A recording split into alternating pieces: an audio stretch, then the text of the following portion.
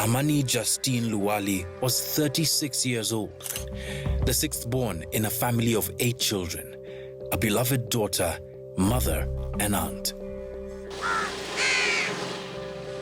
But the clouds aren't the only things that hang over the people here this morning. Suspicion is rife in the village that Amani's death was not from natural causes. The man at the center of their suspicions and accusations is her husband of 17 years and now widower, Italian national Roberto Bosco. Amani, Roberto, and their daughter Sharon live together in Bergamo, a beautiful mountainous part of northern Italy. Theirs looks like a picture-perfect family. So why the whispers that Roberto may have been involved in Amani's death? This story starts with a post-mortem, a coffin, and in a Luwali family's eyes, a most bizarre discovery. The global COVID-19 pandemic saw millions of people across the world lose employment, with some falling into alcoholism and depression. Roberto, it seems, may have lost his job, and that began to affect his family life. Sources from within the Luwalis claim that often Amani would have to go and ask her father-in-law for assistance because Bosco was unable to provide and allegedly had become violent towards her. Documentation accompanying Amani's remains state that by the time Amani arrived at hospital, she had suffered a cardiac arrest and had then fallen into a postanoxic coma.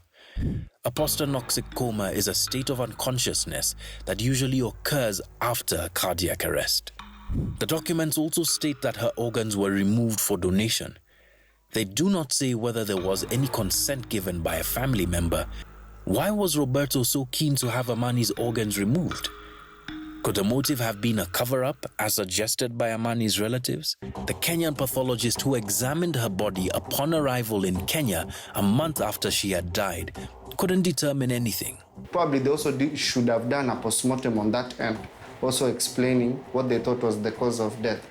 Inasmuch as Dr. Gayo couldn't determine the cause of Amani's death because the key organs that would have helped him do so were absent in her corpse, he could tell that whoever had extracted them was a professional.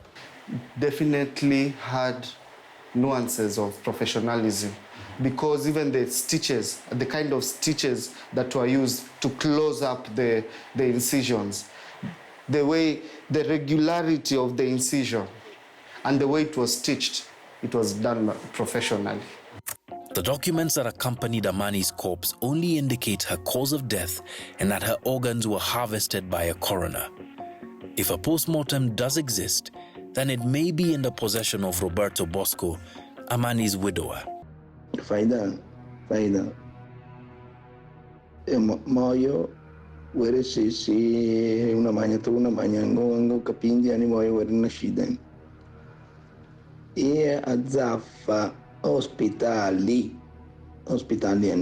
non and but she heart attack niki pigira sim ambulance akidza yani makin gwere yani makin rikani malugu ko hospital